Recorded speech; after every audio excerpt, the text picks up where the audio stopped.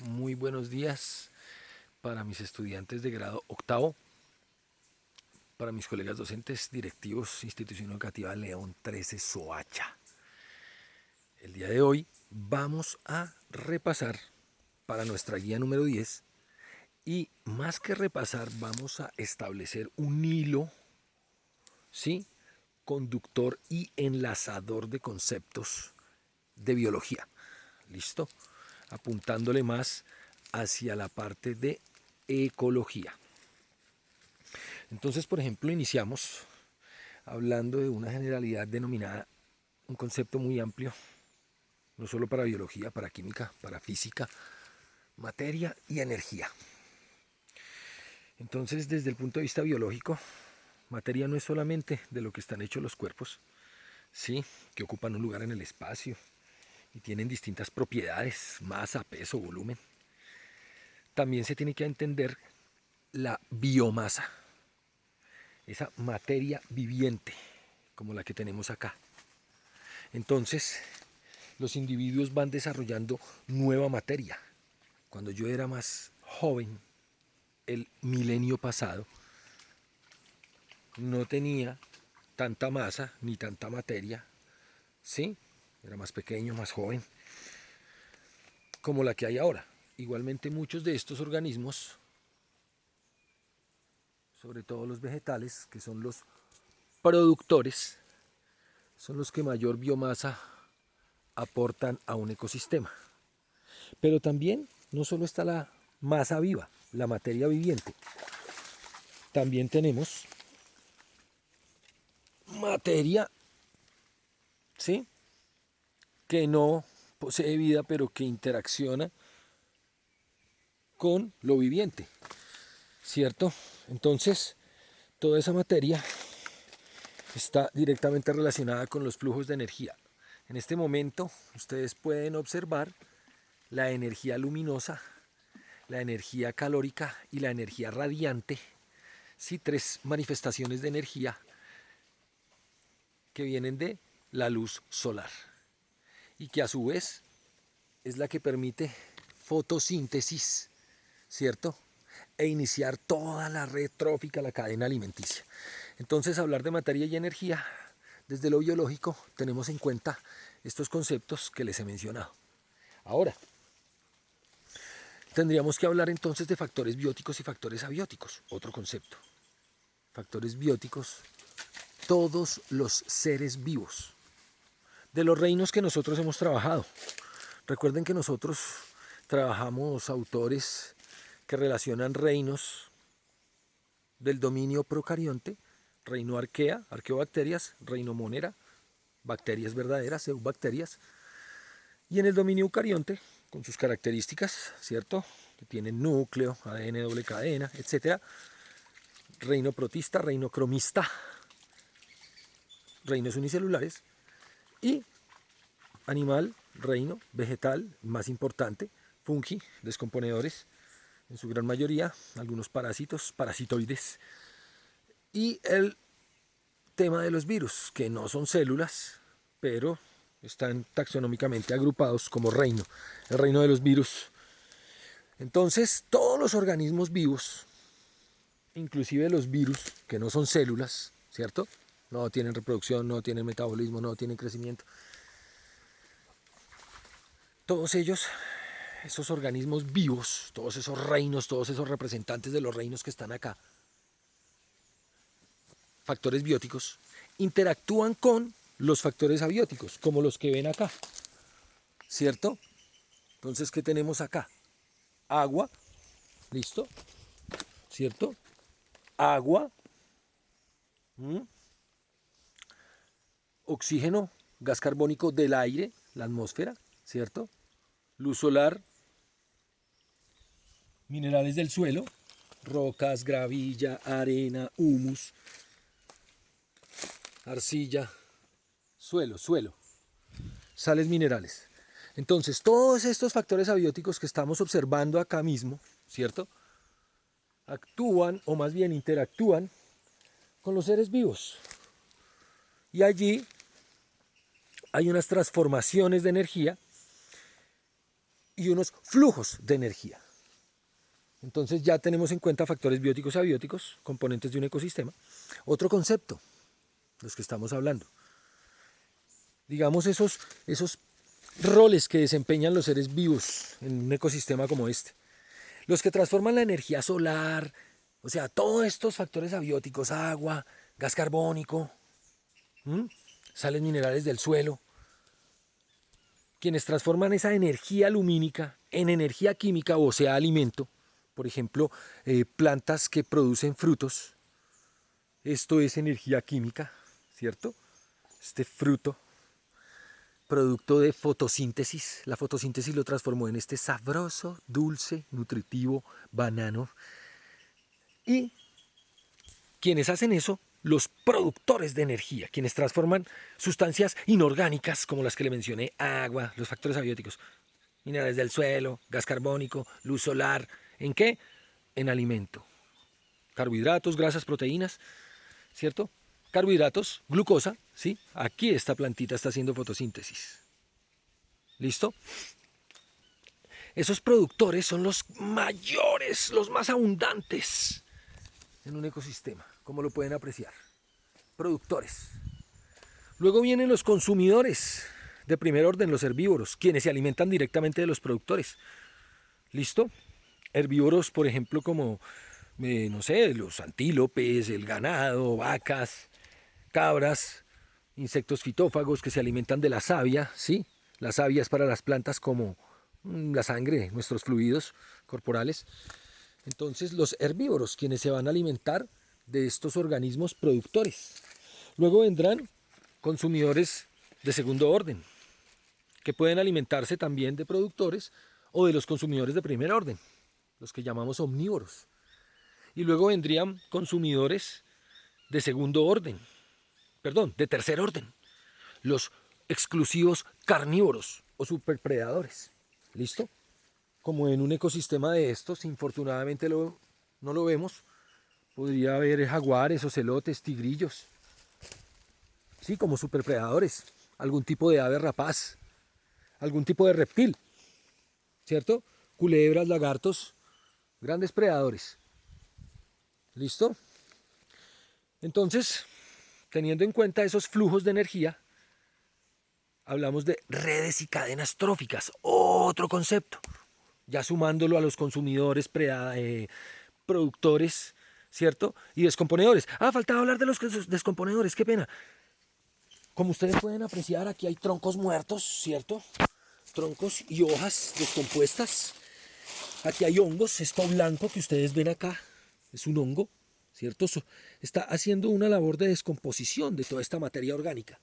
Materia orgánica en descomposición que los hongos y bacterias generalmente transforman nuevamente en nutrientes, los devuelven al suelo, vean. Las hojas caen, se van descomponiendo en un lento proceso y van formando suelo, ¿cierto? Todos estos minerales van nutriendo las aguas también las llevan, ¿ya? Y este mismo proceso sucede en muchas partes de este hermoso bosque andino colombiano. Entonces vemos que la labor de los descomponedores es importante, ciclan los nutrientes. ¿Ok? Bueno, ningún ok. ¿Entendido? Qué pena. Estamos en Spanish. Bueno, ahora, para ir avanzando en nuestra charla que relaciona con ese hilo conductor estos temas, tendríamos que pensar, ¿sí?, en las simbiosis, ¿cierto? Adaptaciones como las simbiosis. Pero antes de la simbiosis, estábamos hablando de cadenas y redes tróficas. Entonces, cuando este productor es alimento de un herbívoro y ese herbívoro es alimento de algún carnívoro, ahí se establece una cadena trófica. Porque la energía de la cual, ¿sí?, la cual yo obtengo al alimentarme, la energía que hay en los alimentos, esa energía se va transmitiendo a los organismos, casi siempre en menor proporción a la que hay, es decir, los productores mucha energía, consumidores de primer orden obtienen de toda esa gran cantidad de energía una pequeña porción, consumidores de segundo orden obtienen menos porción de energía, de la que tenían la poca energía que tenían los de primer orden, y así sucesivamente a medida que ascendemos en esas redes tróficas, en esas cadenas alimenticias, en esas pirámides tróficas. Los superpredadores, por ejemplo, muy poca es la energía que obtienen cada vez que se alimentan. Por eso necesitan o necesitamos, nosotros estamos al nivel de un superpredador, consumidor de tercer orden, superpredador y destructor de la naturaleza, me han contado, ¿no? Estamos a ese nivel, ¿no? Entonces nosotros tenemos que comer por lo menos 3 o más veces al día, porque constantemente tenemos que obtener esos nutrientes para transformarlos en energía, ¿ya? ¿Y esos nutrientes dónde están? En las moléculas que componen, por ejemplo, este banano, que al comérmelo puedo obtener por lo menos glucosa, que junto con el oxígeno hará que mis funciones, ya no funcionan, me falta comer, hará que mis neuronas y todas las demás células corporales y funciones que ellas tienen se puedan establecer, se puedan realizar. Continuando entonces con nuestra explicación, aquí hay muchas cadenas alimenticias y la unión de todas esas cadenas alimenticias me da un resultado, redes alimenticias o redes tróficas. Cuando hablo de trófico, hablo de energía química, alimento. No olviden esos conceptos, ¿listo? ¿Qué tenemos por acá? Vamos empezando a observar la parte final de nuestro aburrido video, lo sé, para mí no, esperemos que para ustedes tampoco, qué pena ser tan prejuicioso. Adaptaciones de los seres vivos, simbiosis para empezar. Entonces los seres vivos, para poder sobrevivir, para poder alimentarse, para poder evitar ser alimento de otros, para poder conseguir pareja, para poder reproducirse, para poder crecer, para poder tener donde vivir, qué pena, para poder efectuar todos esos, digámoslo, roles, todas esas situaciones de su ciclo biológico, de su ciclo de vida, necesitan adaptarse. Solo los organismos adaptados están presentes. Quienes no se adaptan pueden morir y la especie puede correr el riesgo de extinguirse. Entonces, esas adaptaciones hacen referencia a las estrategias, a todas esas pautas, ¿sí?, que tienen los seres vivos para sobrevivir. Para poder entender esto necesitamos algunos ejemplos, que mejor que estar acá en la naturaleza, y podríamos pensar en que existen 3 tipos de adaptaciones, según los que saben de biología. Esos 3 tipos de adaptaciones los podemos categorizar como adaptaciones morfológicas, adaptaciones fisiológicas y adaptaciones comportamentales, ¿cierto? Entonces, ¿qué serían adaptaciones morfológicas? Hacen referencia a forma, tamaño, color, textura, ¿listo? Dureza, por ejemplo. Entonces, a ver si puedo mostrarles una adaptación morfológica acá. Por ejemplo, observamos estas raíces extendidas de este árbol, de este arbolito grande, ¿sí? Estas raíces, ¿ustedes creen que es tronco? Esto es raíz. Una adaptación debido a que este tipo de suelo no es muy profundo, ¿cierto? Es muy superficial la capa que puede ser penetrada en este momento. El árbol nos muestra cómo tiene unas raíces tipo tabloide que le ayudan a mantenerse erguido, alcanzar buena altura, ¿sí? Aquí la competencia es por la luz, otro concepto, competencia. Entonces tenemos una adaptación morfológica, raíces tipo tabloide, ¿sí?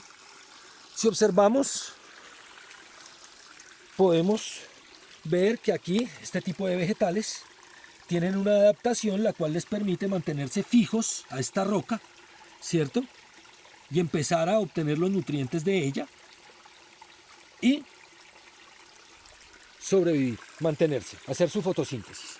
Adaptaciones morfológicas. Y hay muchos más ejemplos. Por ejemplo, el pico, la forma del pico de las aves, el tamaño. Un colibrí con un pico estilizado para poder penetrar en las flores, ¿cierto? Y obtener su néctar. Ellos liban. Un cóndor, nuestro hermoso cóndor, un carroñero, que tiene un pico ganchudo, robusto, fuerte, para desgarrar carne. Sí, muy importante su labor de carroñero. aportando a la descomposición, a evitar que se acumulen cadáveres, por ejemplo. Puede ser nocivo la acumulación de algún tipo de sustancia, de nutrientes, así sean orgánicos, en los ecosistemas, se llama contaminación. Entonces, adaptaciones morfológicas. Listo, por ejemplo, este tipo de plantas adaptados a sobrevivir en la corteza de este árbol. Este es un sitio muy húmedo. La presencia de estos organismos me indica la humedad que hay en el aire. No solamente el agua líquida, el agua en estado, sí, gaseoso, vapor de agua. ¿Listo? Bueno, adaptaciones comportamentales, como la que podríamos observar en una araña que no hace tela, ¿sí? No construye una tela, sino está al acecho. Tiene que estarse quieta, esperando que su presa, que puede tardar hasta días, muchas horas, ¿sí? Pase y ella la puede atrapar. Entonces, si la araña no tiene un comportamiento de quietud, de nada le va a servir. Podemos tener en cuenta también adaptaciones fisiológicas. Miren aquí esta adaptación morfológica, la que vemos en estos organismos. Aquí hay unos chinches de agua llamados jerrys o patinadores, ¿sí? Ojalá los puedan ver en este espejo de agua, en este cuerpo de agua. Estos son predadores y carroñeros, ya aprovechando cualquier ser vivo que caiga al agua y que quede atrapado o que ya se haya ahogado. ¿Listo? Una adaptación morfológica. Miren, patinan, se deslizan sobre el agua. ¿Cómo lo hacen? Sencillamente porque no rompen la tensión superficial del agua. ¿Listo? Bien, adaptación morfológica. Una adaptación fisiológica. Por ejemplo, la hibernación de los osos en los sitios, en las latitudes del planeta donde hay estaciones. En invierno, muchos osos hibernan durante esos 3 meses, en promedio, y alteran su fisiología, alteran su metabolismo, lo disminuyen. Por eso se atiborran de grasa para llegar a poder dormir y lentamente, ¿sí? Su corazón late más lento. Su cadencia respiratoria también es menor. La forma como obtiene energía, pues también es más lenta. Necesita menos energía porque está menos activo, entonces toda esa grasa almacenada le va a durar más tiempo, 3 meses. Sería interesante que tuviéramos esa adaptación de los osos que hibernan. O algunos sapos o insectos, sapos como los que estivan, insectos que estivan, lo opuesto a la hibernación, ¿cierto? En algunos casos, bueno, tengo entendido, la estivación podríamos pensar que las temporadas calurosas, algunos animales prefieren enterrarse para no perder la humedad de su piel en el caso de los anfibios, y en el caso de los insectos también para supervivir a las temporadas duras del verano. Altas temperaturas, escasez de agua, escasez de alimento. Entonces, adaptaciones fisiológicas. Y para terminar, dinámica de poblaciones. En la dinámica de poblaciones tendríamos que tener en cuenta, por ejemplo, podemos volver a mirar los que observamos, estos patinadores que hacen mover el agua como si estuviera lloviendo. Estos animalitos, aquí observamos poblaciones, es decir, una cantidad determinada de individuos, machos, hembras, de la misma especie, que están en el mismo sitio, ¿cierto? Y al mismo tiempo. Entonces aquí vemos poblaciones de estos insectos, ¿sí? De estos chinchecitos de agua, no de la chincha asesina, otro tipo de chinche. Hemíptero, no. Estas chinchecitas, estos jerrys, estos zapateros, ojalá los puedan ver deslizándose en el agüita, en el cuerpo de agua. Estos bichitos, esta cantidad de organismos, de insectos, son una población. Entonces la dinámica de ellos está determinada, por ejemplo, por la cantidad de individuos que nacen en determinado tiempo, un mes, una semana, de acuerdo al estudio que le hagamos, el índice de natalidad, pura estadística, y la cantidad de individuos que mueren. ¿Ven? Entonces, esta población acá, en este pequeño reducto de este pequeño caño, pues nos indica un número de individuos, ¿cierto? y podemos pensar en la población que hay a lo largo de 20, 30 metros, 1 kilómetro, de acuerdo a la muestra que nosotros queramos analizar. Entonces esas poblaciones, su dinámica, el número de individuos, la densidad de la población, que significa el número de individuos de la población en determinado lugar, en determinado tiempo, que tienen una interacción reproductiva o alimenticia, ¿cierto? De vivienda. Entonces, esa densidad, ese número de pobladores se ve afectado por la tasa de natalidad, los individuos nacidos vivos, y la tasa de mortalidad, los individuos que van muriendo, ya sea porque son víctimas de algún predador, porque su ciclo biológico se termina, porque se accidentan, etcétera, etcétera, etcétera. Y otro par de factores en la dinámica de poblaciones, la inmigración y la emigración.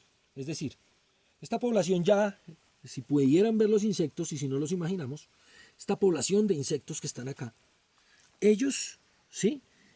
Ellos ya están acá adaptados.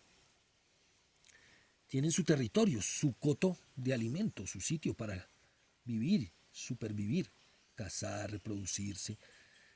Si llegan individuos de la misma especie a vivir acá, pues va a afectar la población. Aumenta el número de individuos, puede disminuir el espacio para vivir, el número de recursos, más competencia por las hembras. Y también esta población puede verse afectada por el número de individuos que emigra. Entonces los factores para la densidad de la población en su dinámica: natalidad, mortalidad, inmigración, los que llegan de la misma especie, poblaciones, emigración, los que se van a otros sitios. ¿Listo? Básicamente esto es un repaso de lo que ya se ha trabajado. No es nada nuevo, simplemente les recuerdo tener muy en cuenta. Y la actividad, no lo olviden, el crucigrama. Y lo envían pues por el correo electrónico. El crucigrama utilizando algún tipo de aplicación, algún tipo de tecnología de informática y comunicaciones, TIC. Listo, pequeños y pequeñas. Un saludo entonces. Muchas gracias. Espero que les sea de utilidad. Chao.